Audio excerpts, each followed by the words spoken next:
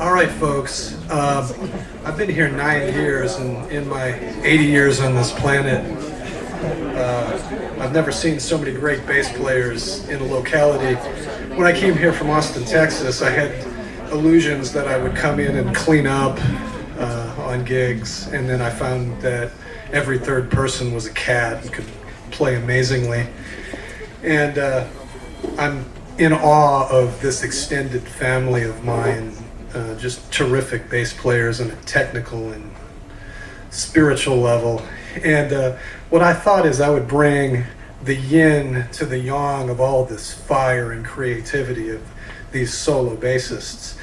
And my specialty and how I started out in this was as a studio bass player. I played on a lot of singer-songwriter tracks, and over time I've become more and more minimalist. And so I thought it'd be nice to talk about the other side of bass playing, which is in the trenches, meat and potatoes, like a country doctor, like as opposed to Taylor Lee, who's the brain surgeon, the astrophysicist. I'm the country vet. So first thing I wanted to talk about is tone.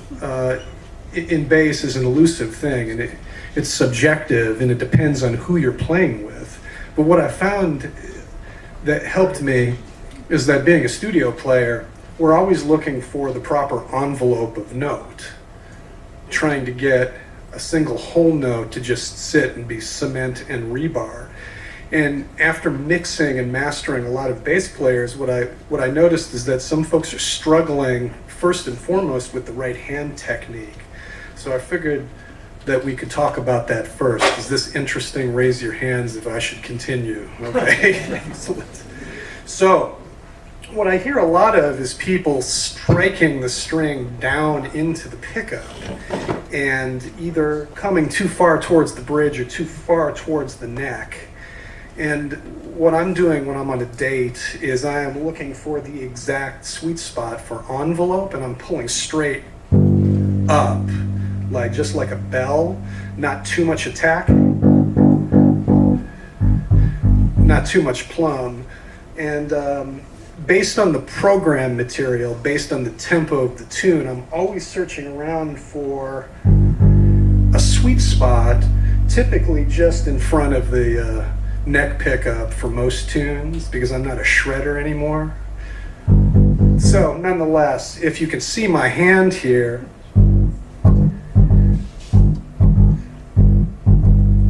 like very little noise, that's what I strive for. So if you find yourself becoming really aggressive, coming straight down into the pickup, and there's a lot of fret noise, if you're playing in the studio, your engineer will be tearing his hair out, and this is what happened to me. And so, yeah. So I got my chops busted very, very early on to have a quiet technique and to be searching for the envelope of the note. And so kick drum is a very unforgiving thing to slot with. And we can EQ our bass without touching a parametric. I'm going to talk about equalization and compression later, but the first part of the talk is literally trying to find out what is the sweet spot on the instrument to create both articulation and foundation in equal measure. So I'm going to try something here that we haven't tested, and I'm going to play a drum loop, and we're going to search around until we find the sweet spot. I'm just going to play like quarter notes.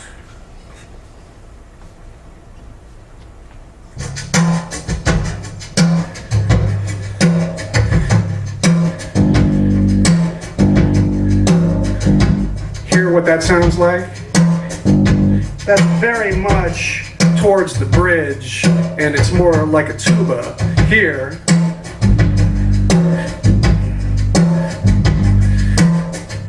Not quite enough attack. And so what I strive for immediately, if I'm playing on a singer-songwriter, is to find the spot.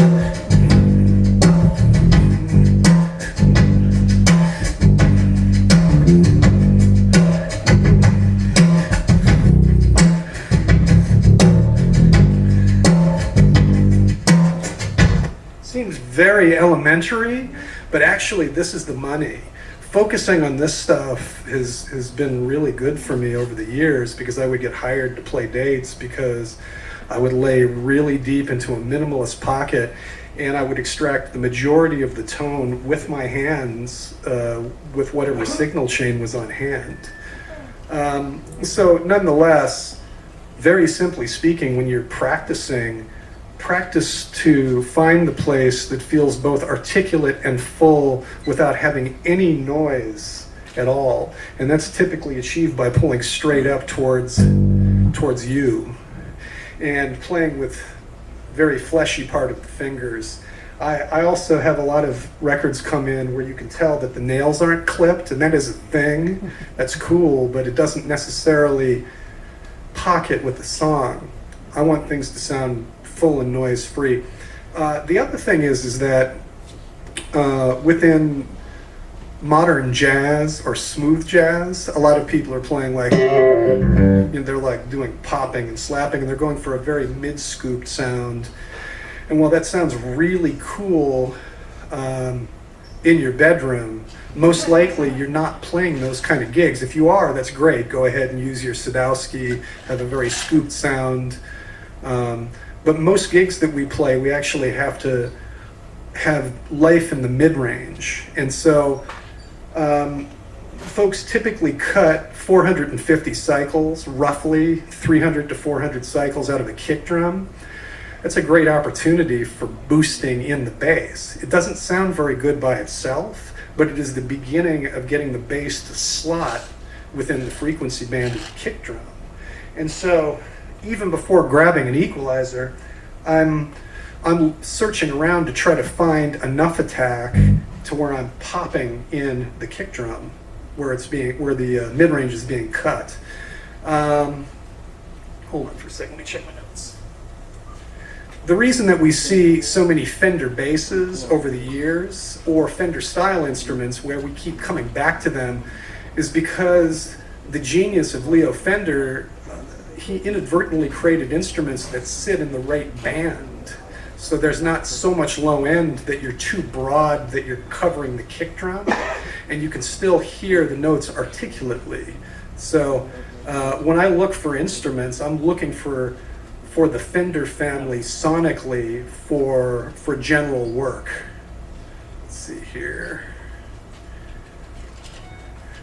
Another thing is note duration. So I'm going to put on the same loop. I know it's boring, but I want to try to make a point that could make you some money.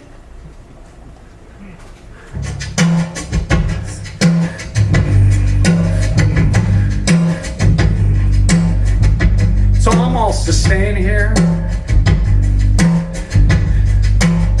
So listen.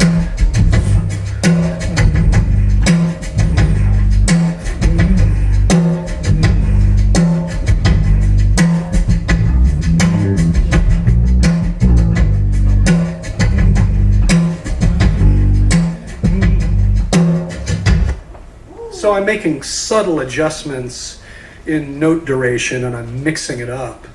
And so I'm listening to lyric, I'm listening to the pulse of the drummer, and I'm trying to find something that makes the bass lope forward and push the band. Everyone knows that we're the most important member of the band, right? Yeah. So we're back here anonymously holding it down, drinking our whiskey, and that was inside voice, right? Okay. So the next thing that I want to talk about is beyond the right hand technique, is equalization, and beyond what I told you before. Be careful about cutting too much mid-range. Be careful about adding too much treble in active boost on an active bass. It ends up sounding edgy. What's a very effective tool, if you have an instrument that's equipped this way, is to use the passive cut quite a bit, and then use your active boost under the cut to elucidate. Here is treble, kind of edgy, glassy. Some people dig that, but for me, I always found it obtrusive, and it made me feel self-conscious on the track or playing whatever gig. So what I will do is I'll get it pretty well rolled off, and then I'm going to add some active boost. And then all of a sudden there's articulation and a sense of warmth. Back in the old recording equipment, we use something called a Pultec equalizer. It's an old tube program EQ.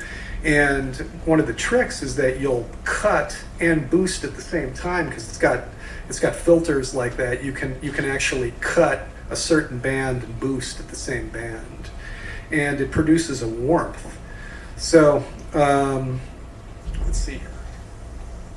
I'm gonna let you off the hook in just a second. I could talk for like 2 hours on this stuff.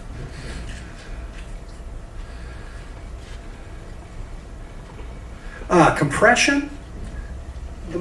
The mistake that I see people make most often is to clamp down too quickly on attack. So if you have your compressor at home, I'm finding people are smashing the attack of the bass. If you have variable attack and release, let a little bit of the articulation of the note come forward before engaging attack. And folks are typically leaving too long release time.